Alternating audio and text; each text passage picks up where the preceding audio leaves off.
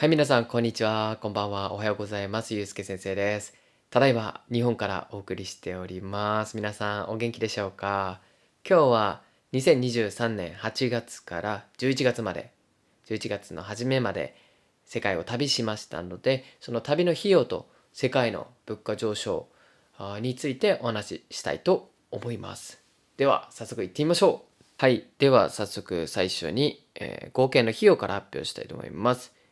合計が75万1453円でした。はい、当初の予定が50万円でしたので、25万円ほどオーバーしております。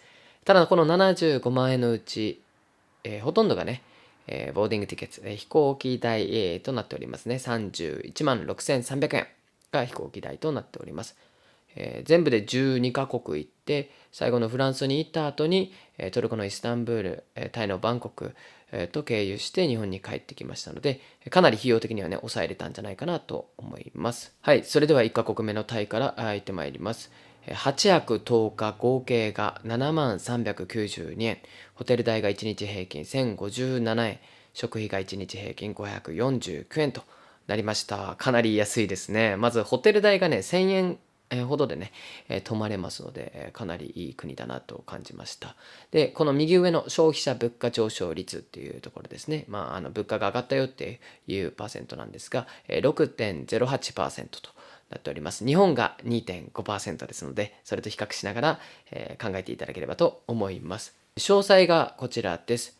はい、これね、一個一個ね、使った費用をね、タイバーツを入力し、日本円にね、計算できるように打ってたんですけども、トランスポーテーションっていうところはかなりあると思いますが、これはほとんどが、電車も入ってますが、ほとんどがバイクタクシーとか普通車のタクシーになっております。で、これもグラブっていうアプリをね、使って移動してました。もうね、一回使うとね、もう絶対タクシーじゃないとね、嫌になりますね。暑いしね。はい。ただね、このバイクタクシーがね、50バーツとか60バーツとかでね、移動できるんですよね。だから日本円で200円とか300円でね、移動できます。かなり安いですよね。こちらの感覚からするとね。で、バイクはね、暑いです。汗だくなりますね、一緒に。はい。なんで、それだけ注意していただければと思います。はい。普通車だとその倍ぐらいのね、120バーツ、200バーツと、はい、かかってくるような形です。続いて2カ国目、マレーシアです。3泊4日で合計29,435円と。でホテル代1日平均が2,666円。食費が1日平均1,716円でした。で、若干ね、タイと比べると倍ぐらいの金額になってはいますが、このホテル代はね、もう一人部屋で、綺麗なところでしたね。なんで、2600円でも安いかなっていう感じはありました。で、食費に関しては、せいぜい友達と移動して、友達がこう、車で送り迎えで全部してくれたので、昼ご飯代を一緒に出したりとかもありましたんで、その分ちょっと値段が上がってるだけなのかなと思います。普通は多分1000円ぐらいじゃないかな。でもめっちゃ食べましたよ。たくさん食べました。で、この金額です。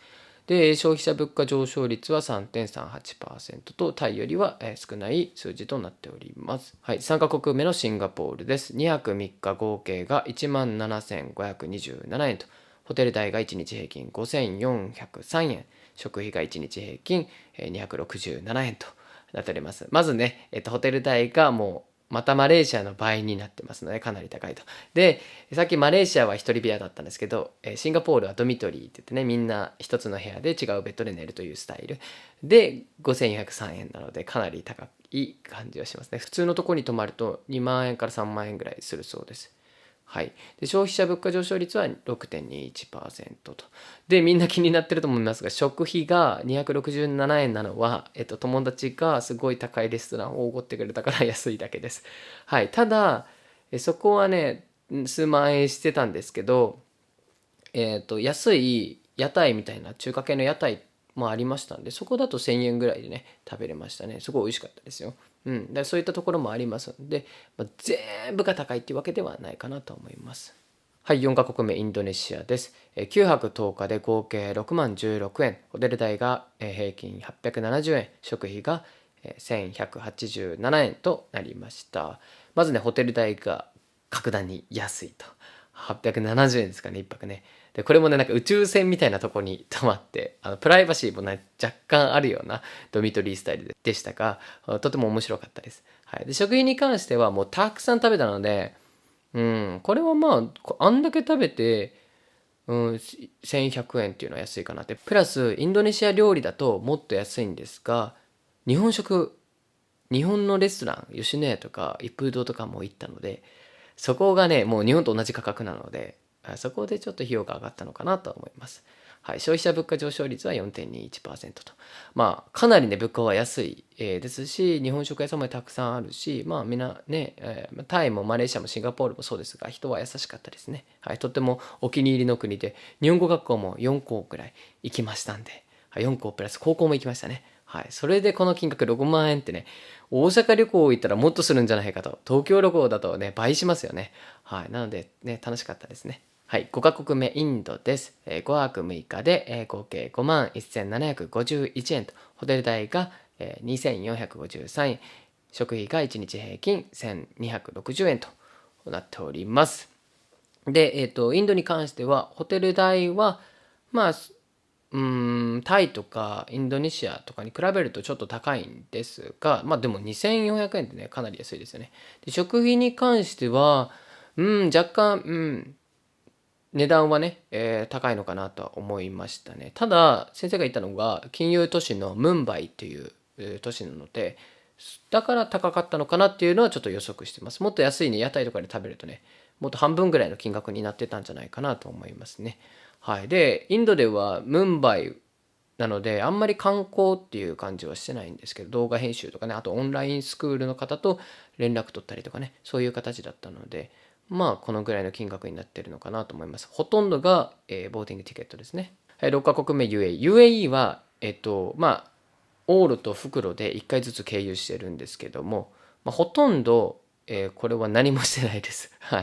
もう飛行機代だけです。だから食費もかかってないし、ホテル代もかかってないです。で、先生、ラウンジの、先生、プライオリティパスを持ってるので、まあ、ラウンジに行ってご飯食べたりとか、シャワー浴びたりしましたね。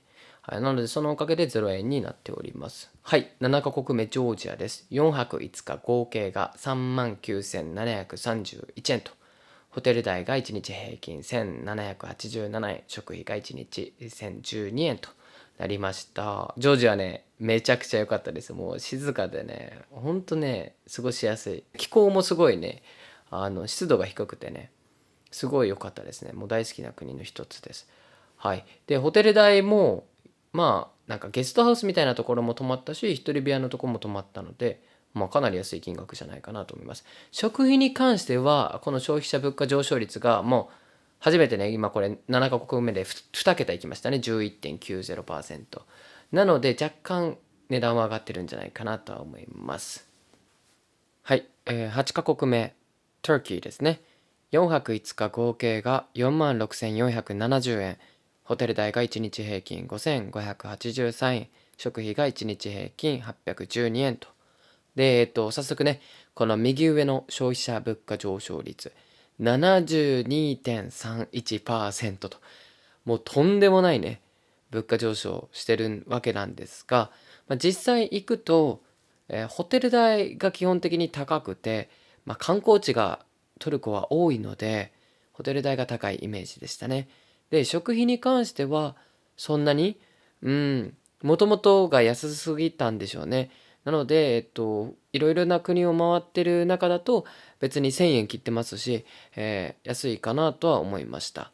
はい。なんで、もともとがね、野菜とかもね、すごい、パンとかもすごい安い国ですから、かなり上がったと言われても、まあ、いろいろ比較すると、そんなに高くないかなと思います。ただ、ホテル代は、だいたい5000円以上はする、イメージで持っていただければと思います。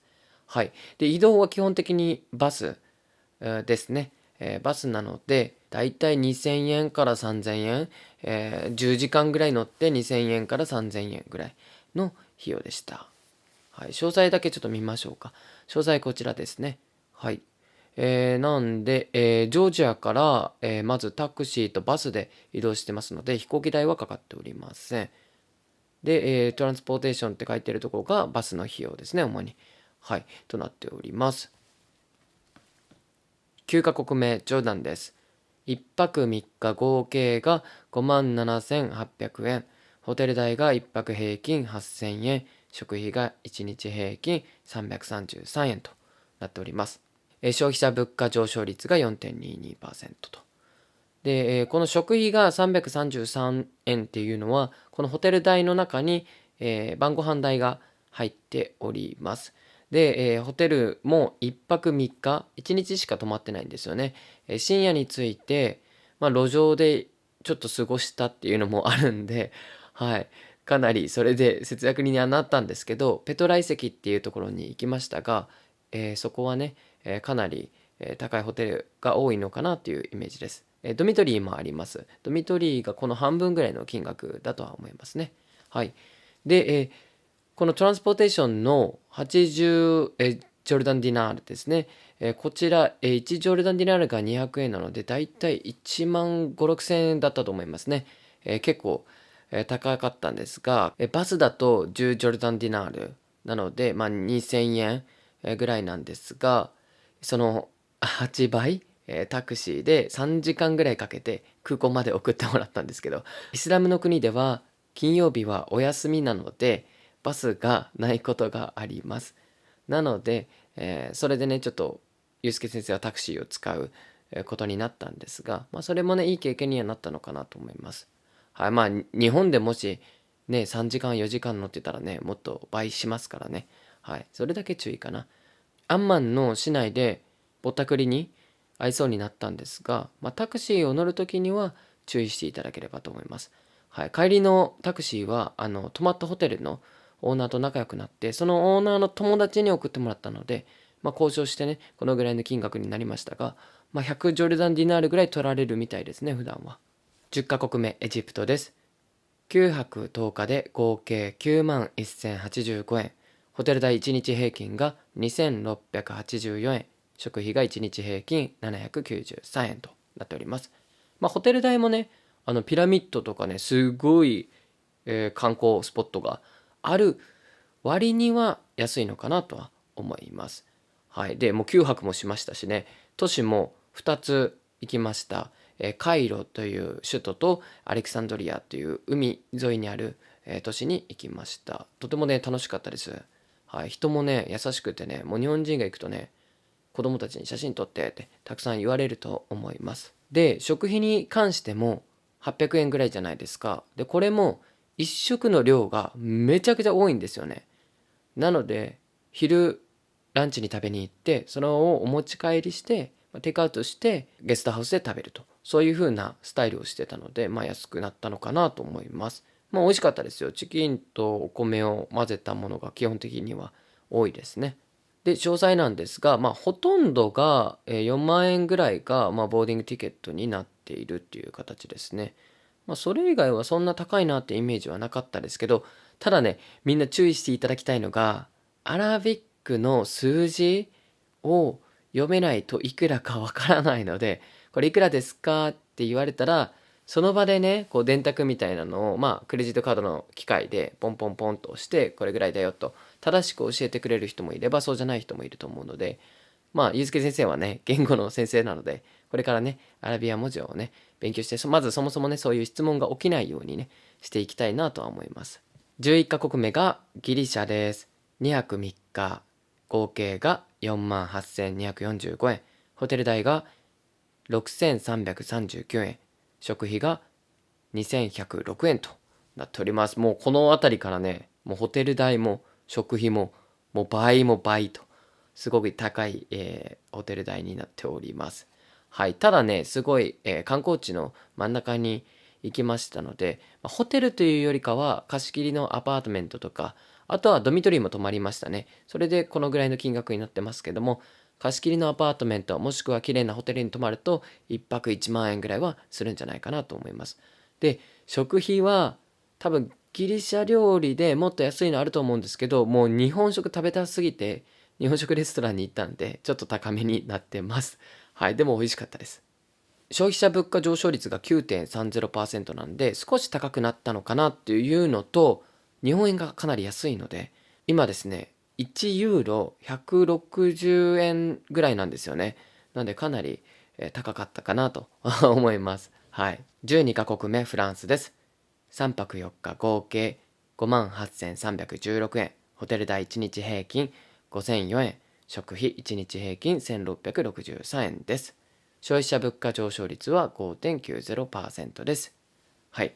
ホテル代もね、さっきのギリシャよりちょっと安いかなっていうのと、食費もね、小麦を使った料理が多いので、そもそもね、飯塚先生、小麦アレルギーなんですよね。なんで、あんまたくさん食べるとお腹も壊すし、もうね、肌も荒れるしでね、大変なんですが、はい、フランス料理はあんまりたくさんは食べてないイメージですね。で、ここでも日本食屋さんを探しながら、もうね、小麦料理を食べ過ぎてね、もう日本食食べたいっていう気持ちになってたのに探しながら来ました。はい、食費はかなり、高くなるんじゃないかなと思います。はい、そしてユーロが強いので今はね、はい、このような状態になってます。で、ボーディングティケットが76ユーロ、なんで1万2000円、ギリシャからフランスまで1万2000円ぐらいで行けるので、これはかなり安いですよね。で、タイミングによってはもっと安く行けますんで。はい。で、トランスポーテーション、電車がいい時間がなくて、ちょっと高い電車を一度使いましたので、それでちょっと費用が上がってる状態です。はい、13カ国目、トルキー。ここからは、袋、リターントリップですね。はい。2泊4日で57,597円。ホテル代は1泊平均7,192円。食費が962円と。これはね、さっきのトルキーは、トラブゾン行って、ギョレメに行って、アンカラに行ったんですけども、この袋、リターントリップでは、イズミルに行って、そのまま、イスタンブールに移動してっていう状態ですね。で、この2泊4日っていうのは、1泊空港で寝たので、1泊分浮いております。はい。イズミルからバスで移動してイスタンブールですね。イスタンブールのホテルはもう、安いとこもあるけど、大体このぐらいの金額ですね。先生、安くて、一人部屋で、なんか近くにスパがありそうなところ探してこのぐらいの金額だったんですけど、大体このぐらいの金額になると思います。ドミトリーもありますんで、ドミトリーはもっと安いのかな。ただもうイスタンブール観光スポットなので、はい、このぐらいの金額はね、見てた方がいいかなと。大体1万円前後だと思いますね。はい、食費に関しては、イスタンブールでもたくさん食べて、この962円、1000円以下で過ごせるので、食費は安いのかなと思います。たださっきも言ったけど、消費者物価上昇率が72.31% と、めちゃくちゃ高くなってるので、その分金額はね、増えてるのかなと思います。ターキーのね、友達に聞くと、やっぱイスタンブールはね、もうね、トルコの方にとっては住むのも大変のね、街になってますよね。はい。だからね、ちょっとそういうのも勉強になったかなと思います。ただね、ほんとね、世界で本当トップ3に入るくらいの観光スポットだなと思いました。ヨーロッパから、アジアから、中東からかなりの人が来てますね。人もたくさんいましたね。はい、最後、14カ国目、タイランドです。はい、7泊8日で合計10万328円。ホテル代1日平均が799円。食費が1日平均720円と。もうホテル代がね、もう10分の1になりましたね。1泊がね。はい、なんで、ターキーで1泊するのと、タイランドで10泊するのがね、一緒の値段ぐらいですね。はい。で、この合計金額が上がってるのは、主に、イスタンブールから UAE の、シャルジャ空港を経由してバンコクに入ったので、その経由分のね、金額が、6万円ぐらい含まれています。で、プラス、バンコクから福岡までの便も含まれてますんで、もうほとんどが、航空券の費用となっております。で、食品を見ていただいたら分かると思うんですけど、結構食べました。もうね、先生ね、旅の前63キロとか4キロだったんですが、タイで温泉に行ったんですよ。タイってね、日本の温泉があるの。日本みたいな温泉がすっごいね、もう久々に温泉に入れてね、めちゃくちゃ幸せでしたね。そこでサウナでね、またもう、ゆうすけ先生病気みたいになってるけど、もう人に話しかけてしまうから、タイの人に話しかけて、お昼ご飯も一緒に食べましたけども、はい。すっごい良かった温泉がね。はい。何の話してたっけ？あ、そう。思い出した。今、温泉が気持ちいいっていうのを想像してたら、もう忘れてしまった。あの、ご飯を、食べてはいたんですけど、まずそもそも10キロ近いカバン持ちながら、1日10キロから20キロ歩いてたり、なんか、なんていうの不規則な生活、あとは時差とかで、あんまりご飯食べなかったりとかしたのがあって、64キロから、50、6キロ台まで落ちてしまったんです。だから、これは良くないなと思って、もうたくさん食べたんで、このフーズのとこがね、たくさんね、項目が増えてるんですけど、それでもね、今、日本に帰ってきてね、たくさん食べてるんですけど、ね、そういうのもあったんで、食費のね、分が増えてますけど、基本的にはもっと安い金額なのかなとは思います。ただ、僕が見つけた日本食レストラン、バンコクにある日本食レストランは、そのバンコクの中では一番安いんじゃないかなとは言ってたんで、はい、かなりおすすめですね。はい、ぜひ、また後でね、聞いてください。はい、ということで、今回ね、旅の費用をお話ししました。で、皆さんね、これ聞きたいよっていうことがあれば、質問していただければ、例えば、どんなアプリ使ってますかとか、困ってることありますかとか、あとは、どんな風なルートが一番効率がいいですかとか、ね、日本人におすすめな場所あります海外の人にとっておすすめな場所ありますかとかね、そういったことがあればぜひ聞いてください。ということで、今回はね、旅の費用と、物価上昇してます、インフレしてますって言われてるんですけど、実際はどうなのかっていうのを説明させていただきました。でね、11月の頭に帰ってきましたが、またこれからね、どうなるか分かりませんので、またね、ご参考にしていただければなとは思います。この旅を通して日本円と海外の通貨との関係をよく知れたのと、あとは実際にネットでどのくらいの金額かっていうのを調べて、タクシーから例えば、ジョージアであったんですけど、ジョージアはラリかな、1ラリかな、ラリっていう通貨の名前ね、ジョージアで国境まで送ってくださいっていうのを言ったんですけど、最初50ラリって言われました。ただネットで調べると30ラリぐらいでいけるっていうのが書いてあったので、いや、もう30ラリしか出せないよっていうのをもうはっきり言ったら、もう30ラリでいいよと言ってくれたので、そういうのも調べておくと自分でもはっきり言えるし、いや、このぐらいでしょっていうのも伝えれるので、何も知らない状態から値下げ交渉するのと全然違うと思いますんで、それもいいのかなと思います。はい。なので、なんか以前のバックパッカーがヒッチハイクしてとかそういう感じではなかったんですけど、かなりね、費用も抑えれたんじゃないかなと。しかも12カ国、往復合わせたら14カ国ぐらい行ってますよね。そういうのも経験できたのでよかったかなと思います。また来年もね、今回、タイとかインドネシア、エジプト、ギリシャでは日本語学校にね、大学とか高校にもね、行けましたんで、はい、ご協力いただいて本当感謝ですね。またそういった学校にね、お伺いしたいと思ってますんで、はい、また頑張って働こうと思います。ということで、皆さんご視聴ありがとうございました。チャンネル登録もよろしくお願いします。